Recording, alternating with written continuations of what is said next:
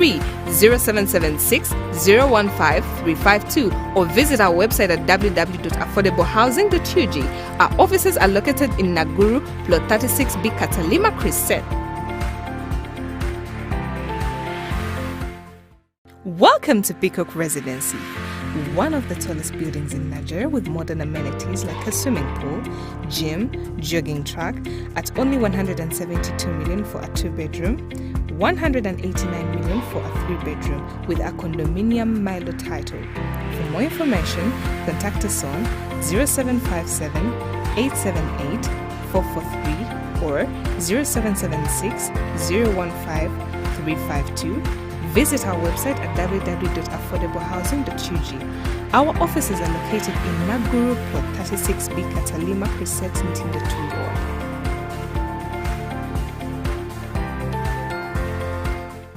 Are you tired of the early morning hustle? Worry not! Affordable Housing has the answer to this with the African Property Award-winning project Hilltop Residency Kololo. Right in the heart of the city at only 325 million, it comes with a ready condominium title, swimming pool, children's play area, clubhouse, breathtaking views of the city, 24-hour lift service. For more information, contact Universal Affordable Housing on 0757 878 443 or 0776 015 352. Visit our website at www.affordablehousing.ug.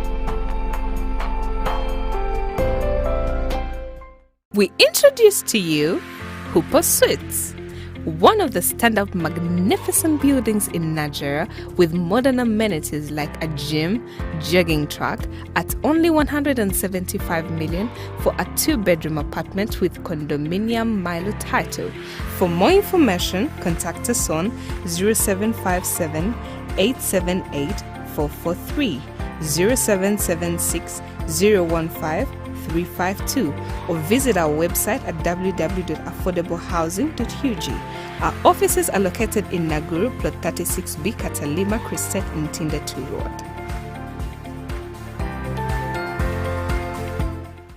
HV Residency Muyenga Bukasa with a beautiful view of the lake and modern amenities like gym, clubhouse, gazebo, kids play area, a 24-hour lift service at only 290 million for a 2-bedroom, 350 million for a 3-bedroom. Contact us on 0757 878 443, 0776 015 352 or visit our website at www.affordablehousing.ug. Our offices are located in Naguru, Plot 36B, Katalima Crescent. Welcome to Peacock Residency. Are you a business person? Are you a salary earner and are looking for some sort of investment? Join us in the different neighborhoods and you get to check out what off-plan means and also how you can be able to own an apartment at very affordable prices with Universal Affordable Housing.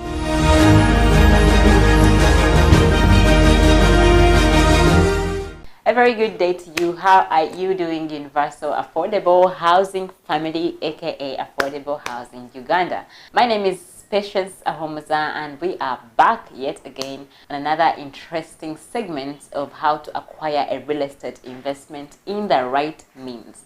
We shall be discussing more about a condominium association, condominium title, and at large condominium law. The details of a condominium law, the details of a condominium association, and how to actually acquire the right title while getting your real estate investment on board. So please do keep with us on this segment. I shall be right back with you with more on which kind of person we're going to be discussing with today.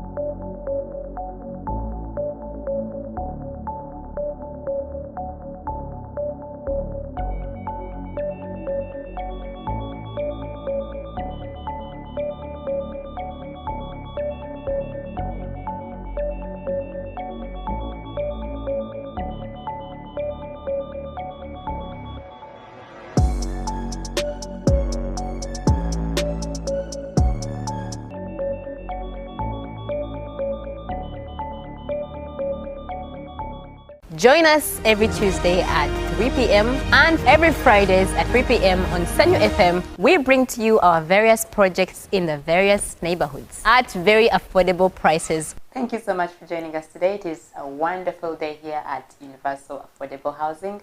My name is Patience, and as usual, we always have experts on our interview of the week here at Affordable Housing Uganda. It is an honor for you to be a part of us today, and as usual, well, of course, you and I have now been a family. You and the company of Universal Purpose Enterprises have been a family, and it is because of your support that we are thriving. Now, today we are interviewing Edwin Tabaro, a partner at KTA Advocates, who is going to be telling us more about condominium law and condominium titles and all the lot to do with, acquiring a condominium apartment. Welcome, Edwin. How are you? Yeah, thank you very much, Patience. How is this afternoon?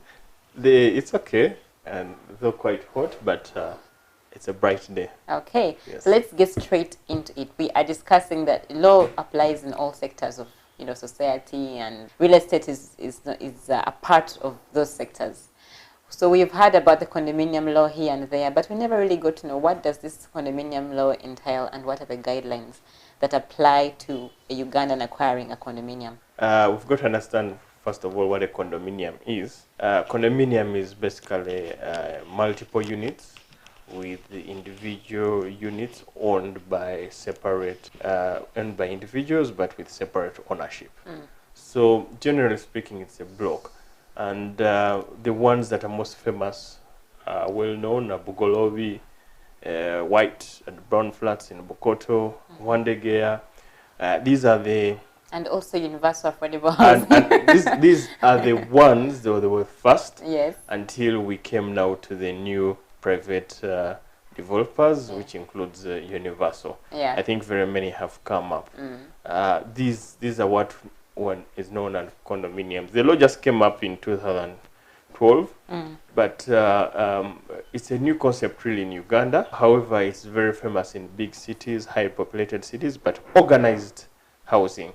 I think that's the whole concept. You can have as many people in one place, but very well organized and near very many amenities, without necessarily having crowds in the same place, and avoid things like bungalows spread out. Nairobi is one such place that is well built with condos all over.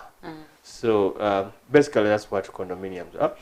So the law came into place just recently, 2012.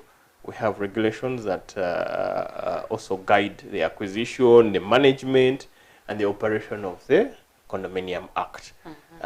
It's really meant to provide for an organized way in which these properties are acquired, leased, sold, mortgaged, and managed. So I believe it's a very progressive law, and considering now we have many cities in Mbarara, Masaka, Fort Portal, and Kampala, which is always growing, and the need for young people to stay in organized places and close to their workplaces, the law came in at the right time to organize and to provide. Okay, I understand that law that it has got many regulations, but what are some of the pointers or elements that would guide a person in acquiring a condominium without being duped or defrauded, like how it is happening in most of the areas? Very well. One, I believe it is safer than all other land tenure systems.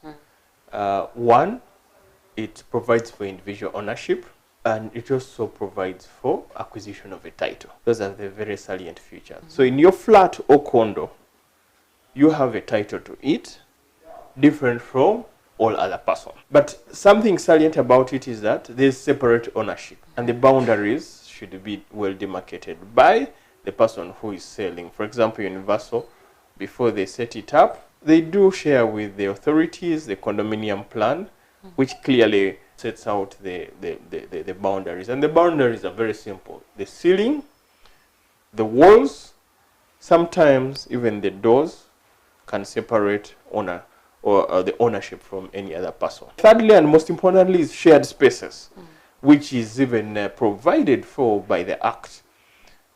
Things like, but you'll also sign an agreement accepting the cooperation. So the cooperation is provided for, and the cooperation its major purpose is to manage some of those shared spaces we are talking about. The lifts for affordable housing, they even have lifts. These are what would be paid for. Naturally, for you to manage these things, I mean, the things like refuse, people have to pick them, and this has to be paid for. The maintenance of the play areas, the gyms and swimming pools, all these have to be paid for. So you're an owner, but I mean, it's just like the person who has a bungalow. He has his compound, he has the refuse to collect, all that he pays for. So all these are channeled through the corporation, but I see many people calling it the condominium association. Yes. Yes. But where you have to pay condominium fees. Exactly. They call it condominium fees, but the law provides for a corporation, and it's working. I see it working everywhere. And the other thing that we need to discuss, if a client has purchased an apartment and maybe after everything is completed, you've got your title, you sign a sales agreement, and then you find something faulty. In this situation, who is liable for the repairs? Is it the person who has bought, or is it the developer? Before you purchase a property, whether condominium or another, you have to do due diligence. So what happens is, if you're a buyer, a prospective buyer, and you are looking at buying something from affordable housing, universal properties, or any other company, you expect it to go to the land registry, KCCA, and then retrieve the condominium plan. Okay. So you buy, or whatever is offered has to be subject to the specifications that you've already done. If you don't do it and you discover there are changes, or there were plans that they had represented to you by word, but you did not cross-check, the law protects the seller. Okay. Yeah, you, as a person who is buying land, you're expected to do due diligence. But in the event that during the construction, plans change, and they don't inform you, you ideally would be expected to get perhaps further due diligence. But in such a case, I believe it's excusable if you didn't do it, because they would have changed the plan, but without letting you know. So in that case, the seller would have to pay? Yeah, absolutely, the seller. But one thing we've got to understand is that in condominium projects, they are safer from all other projects and differ in the sense that you don't just change plan, you don't just wake up one morning and do it. Everything is subject to approval. And because they house many people, city authorities or the town authorities are usually more cautious, and they do more surveillance than someone who would be building perhaps a bungalow somewhere very fine in Kira. That is a different story. It's a different story. But condominiums, generally speaking, are safer when it comes to buying subject to specification. The advice is for the client to always do due diligence and get that condominium plan. Okay. I have done it myself. I have seen what affordable housing does. I have their plans for almost every project. Oh, wow. Yes. Due diligence. Due diligence, indeed. Okay, then the other thing that most people our clients out there who are actually watching us, they always have a problem. Universal Affordable Housing has got, the mother title, and then it has these other titles for these very many units, but in Universal Affordable Housing names, I think that's the way it's supposed to be. So when you're trying to put this title in your name as a client, how much does it take? Is it a constant figure? Is it a different figure? Because we've got people who ask, how much will I have to pay for this to change the title from this to my real name or to someone else's? Well, of course, when you talk about transfer of title, you go beyond the condominium law. We have what we call the Registration of Titles Act, which provides for the transfer and management of basically transactions in land. So condominium provides for the setup and development, but when it comes to transfer, pledging, or whatever form of transaction, the RTA comes into force. That's the Registration of Titles Act. Okay. So it provides for transfer, and the major fees are really the stamp duty, which is usually 1.5% of the value. So if your land is about 200 million shillings, you have to pay that percentage or whoever has bought has to pay 1.5% of the value for that particular property. In addition to that, there are also what we would call transfer fees, some of which are charged by the local authority of the which superintends over the place. So if it is say Peacock Apartments in Nigeria or Swan Apartments, that would be Wakiso. Okay. So Wakiso charges, I think, 10,000 shillings for every transfer, and then there are other charges of about 20,000. Okay. Yeah, they are quite small, but the biggest is the stamp 1.5%, which is the stamp duty. Oh, okay. If you're mortgaging, there are also fees from the bank. Yes, but all these are under the RTA, and because a condominium property is just like a Milo, it is just like a freehold, it's just like a leasehold. It's the same as any other kind of title. Oh wow, that's interesting. Yes. So usually when I've heard you've mentioned Peacock Apartments, you're very familiar with these projects from what I've been hearing. We have got people who come into these apartments, the landlords who buy these apartments, and then they're supposed to form sort of a condominium association. How does that come about? Are there procedures forming that association? Or is it just landlords who come together and say, okay, now we have bought this project and let us now form they have a manager? How does it all work? The Condominium Act provides for the formation of such, what you're calling an association. It provides for a corporation, which is meant to manage that property. And from what I see, their main focus is the shared, the common areas. Basically things that would entail maintenance and require money. So this association also has structures under the law, with the chairman, secretary, treasurer, and all that. Sometimes I have seen from those that were formerly public-owned properties, the Bugolovis and the like, they vote and form an association. From the private developers, they're even more sophisticated. Yes, indeed, you can have chairpersons and all that, but the management structure is such that they have property managers. So the law provides that these people that this kind of association be formed, and it's mandatory. Purposely because one has got to manage those shared resources. Yeah, the amenities. And amenities. Things can get out of hand when they're not managed. And that's the beauty of condominiums. I've seen in countries like Dubai, London, Singapore, they even go ahead to provide meals. So you have, yes, so it's almost a hotel of some sort. Where you're at your apartment. If you're missing out something, you call downstairs, they bring it. Some have canteens, yes, or shops, supermarkets. Call and everything is delivered to you. It's done for you. It's done for you. It's a good type of community. It's an amazing community. Sometimes, of course, depending on the product, could be luxury living, and I think it's coming to Uganda. I see the project in Kololo is close to that. Yeah. So is Muyenga, and there are many others I've seen somewhere in Lobowa that have those kind of facilities. So the association is very good. It's provided by law, and it's good to be there.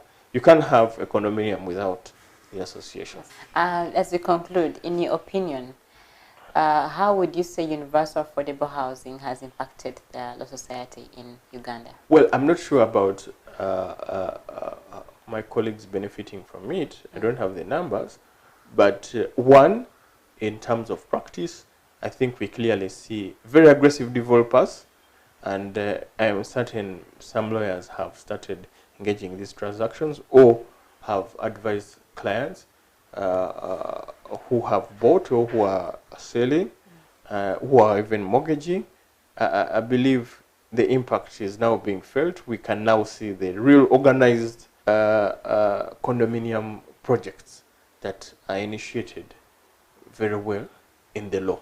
You don't have trouble, and from me as a lawyer, I can tell you that transacting on a property that is of a condominium nature, especially if the plan is well organized and it's from one of these well organized places, it's usually very clear, simple, less dangerous, less susceptible to fraud like any other place. Less susceptible to fraud. It's less susceptible to fraud because the property is there, the unit owners are clearly seen.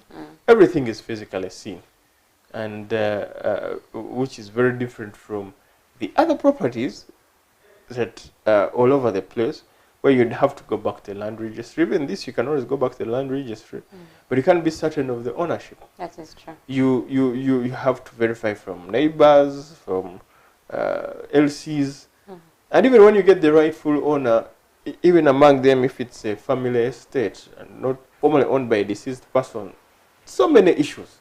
But with the condo, everything is just as clear as it is.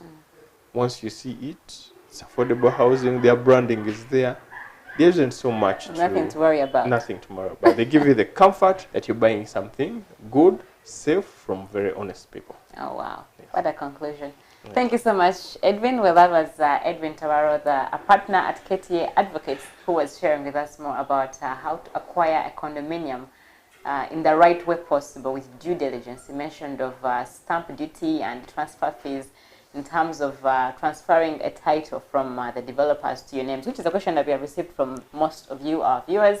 And I hope that you have had the answers on how affordable housing is truly the way to go in terms of getting a real estate investment. My name is Patience Ahumuza. I shall see you again next week. Well, that was our interview with Edwin Tabaro, one of the partners at KTA Advocates. He's been discussing with us more about how to acquire a real estate investment, and in particular a condominium apartment in the right means. Some of you have been duped before, some of you have been defrauded with there's very many brokers around the city. But worry not, when you follow these segments, if you tag a person who wants to know more about how to acquire an investment in the right means, this would be the right space and platform for you. Now we are moving on to the next segment of our show, which is the property listings of the week. Universal Affordable Housing has got property all around Kampala at the moment, and in hopes of expanding to the other areas in Uganda. But as of now, we have properties in Miyenga. We have the Pigeon Residency in Miyenga. Currently, we have only a couple of one-bedrooms left at 172 million Ugandan shillings. Some of the 3 and the 2s are also still available at 353 million and also 286 million respectively. We have got apartments along the Mgongo Chireka Road. You will find the Swan Residency, where the shops in the front have now been completed already. And you'll also find that we have got 1, 2 and 3 bedroom apartments in the prices of 115 million for a 1-bedroom, 195 million Ugandan shillings for a 2-bedroom, and also 215 and 219 million Ugandan shillings. That is a Swan Residency along the Namgongo Chireka Road. We have got Kololo Hilltop Universal Residency here at the Kololo Hill Drive, where you'll find that we have got 1-bedroom units still available at 325 million. You should come and be the last grabber for those of you who actually want to live the luxury life and also live in a posh area, in an upscale area like Kololo.